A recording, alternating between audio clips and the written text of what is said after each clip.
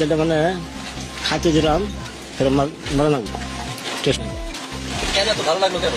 ভালো লাগলো মানে মুখে রুচি রুচি আছে একদিন ভালো লাগলো আর রুচি না থাকলে তোমার ভালো লাগতো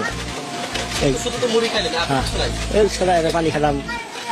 মনে করেন মুড়ি খেলাম যার কোনো কিছু নাই এই যা আছে চাই যায় এসব করলাম ওর বেলা সময় খাই সময় না খাই ওই থাকি মনে করে ও ভাই পানি টানি খাই আল্লাহ নাম নিয়ত করে রোজা থাকি يا رب فضلك إن جودك واسع عظمت خطايانا وعفوك أعظم فاغفر لنا ما كان من هفواتنا إن القلوب من الخطا تتكلم يا رب وارزقنا شفاعة